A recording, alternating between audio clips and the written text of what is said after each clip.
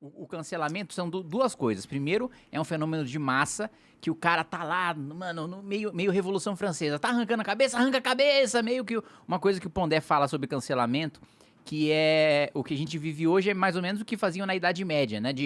Tem uma bruxa, joga tomate na bruxa, tem uma execução pública da bruxa, tem um espetáculo em torno da bruxaria.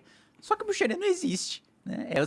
A pessoa basicamente está sendo condenada por uma coisa que não aconteceu, que não existe. Às vezes ela, tipo... Que não tem fato nenhum. Usava umas ervas pra acusar e o sujeito joga e gosta de estar naquele fenômeno de massa e tal. Uma coisa meio Revolução Francesa também, só que aí é importante lembrar pros canceladores, né, que na Revolução Francesa Robespierre termina perdendo a cabeça também. Então, na ânsia de arrancando a cabeça de todo mundo, quem corta a cabeça uma hora tem a cabeça cortada também. É verdade, né? Isso aí a gente pode ligar com o que aconteceu com o Castanhari, de certa forma. Porque quando deu aquela polêmica comigo, ele não chegou falando, ô, Monark não é nada disso, nada. Ele falou, muito triste ver alguém se perdendo num personagem. Ou seja, né, você se perdeu num personagem que você começou, o quê? A fingir ser nazista? Tipo, escroto, né? Não, escroto. E ele, não só ele, mas a maioria desses criadores super influentes da mídia aí, eles gostam do cancelamento. Óbvio. Eles acham que eles estão salvando a humanidade. Nossa, se não existisse o cancelamento, meu Deus, o Monark poderia falar o que ele quer. Sim. Meu Deus, que horroroso seria isso. Sim. Quantas pessoas seriam prejudicadas? Tem esse sentimento de superioridade moral, né? Do cara, nossa, olha como eu sou superior, né? Olha como eu sou virtuoso, né? Puta, eu vou fazer um tweet aqui falando que você é contra o nazismo. Caralho, cara, como você é bom. Foda, hein? Porra! Você é contra o nazismo, você é a favor da democracia também? Sim, porra, matar errado, você defende direitos humanos, matar errado, caralho, você bebe água também todo dia, faz exercícios físicos, come salada. Puta que pariu, que cidadão exemplar que você é, hein? Uau, sinaliza isso muito pras outras pessoas. É assim, é uma hipocrisia do caralho, sabe? É o cara se vender, usar a destruição da vida de uma outra pessoa pra se vender como uma pessoa boa. Ou seja, ser escroto e desumanizar uma pessoa pra mostrar que você é humano. Sim. Isso aí é um fenômeno de massa de loucura, né? Tem esse ponto. E tem um outro ponto também de instrumento, de arma política. Do cara que quer utilizar aquilo pra destruir quem discorda dele. Verdade. Que é o caso do que eu tô vivendo na Câmara agora. Com certeza. Né? Pô, você, o Arthur? Na Câmara, o Arthur. Na Câmara tem um caso de um deputado que, cara, foi pego com 500 mil reais na mão. Vídeo do cara na mão falando, recebi esse dinheiro por fora. Ele falando com vídeo, mostrando a cara dele na mão. O processo de cassação dele tá parado e o meu tá andando. O seu tá andando? Tá, porque o presidente da Câmara quer. Porque o presidente da Câmara me odeia. Entendi. Olha lá, que mundo de bosta. Ou seja, pode ser, existe a possibilidade de ser cassado e ficar 8 anos sem direitos políticos, sem disputar a eleição, simplesmente porque... E o caso do Arthur, cara, no caso do Arthur foi mais bizarro ainda. Porque no caso do Arthur teve um paralelo, que é o sujeito que foi lá e apalpou a outra deputada no meio da sessão. Assediou a mina bêbado no meio da sessão. Não foi cassado.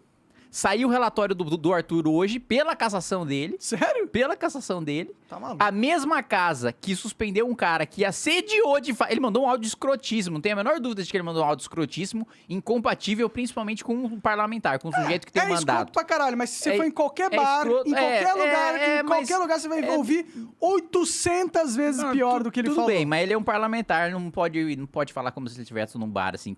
Cara, eu discordo de você plenamente. Ele não tava falando num ambiente de parlamentar. Ele mandou um áudio pros amigos de futebol, pô. Mesmo assim, é inadequado. Beleza, tem uma punição, tem uma suspensão. Agora, caçar o cara... E aí perguntaram, não sei pra quem, pra um membro lá, não sei se foi pro relator ou pro presidente do Conselho de Ética, por que no caso do Cury, né, do deputado que assediou, vocês suspenderam o mandato, e no caso do Arthur vocês estão tendendo pra cassação? Ah, não, é porque o Cury aqui todo mundo gosta. Ah! Ele falou isso? Falou abertamente numa entrevista. Sério? Falou, não, porque o Cury todo mundo gosta. Beleza, então eu vou caçar um cara que assim, tem uma conduta muito menos grave do que um outro, que foi suspenso, só porque não gosta do cara. Tem 2 pontos que mais incomodam os deputados estaduais na Assembleia Legislativa que querem caçar o Arthur. Porque logo no começo do mandato ele barrou o aumento de fiscais do Estado. E ele barrou esse aumento, mostrando que muitos dos fiscais do estado tinham doado para a campanha dos deputados eleitos.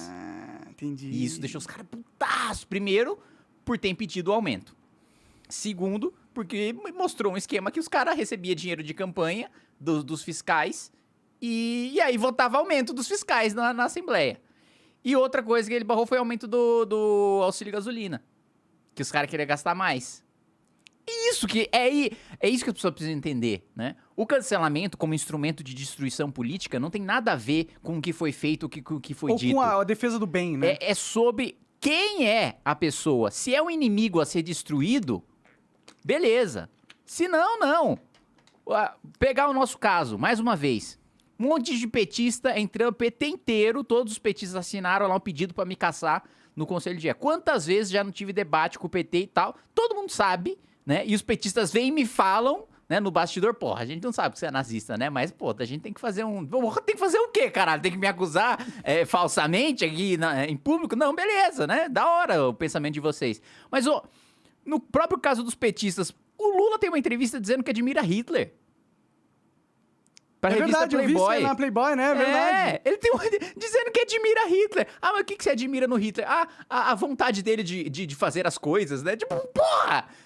Peraí, eu que defendi que justamente ter acesso a obras, né, envolvendo o nazismo faz com que as pessoas entendam o terror que foi, como foi odioso e como deve ser combatido. Eu que sou um nazista. Agora o cara que diz que admira, o cara diz que admira, aí não. Mas é que ele tá protegido pelo grupo político dele, né? Exatamente. E o grupo político dele tem uma força gigantesca. É a esquerda toda. Exatamente. São tipo, sei lá. É claro que a gente não tá falando de pessoas organizadas, mas pela rede de influência do Lula, a gente tá falando de uma defesa que tem repercussão, digamos assim, direta e indiretamente, em 100 milhões de pessoas. Por aí, né? Você acaba de assistir um corte do Monarch Talks. Agradeço demais, mas se você quiser ver o vídeo na íntegra e acompanhar ao vivo todas as transmissões, você tem que ir lá no rumble.com/monarch para não perder nada. Segue a gente lá.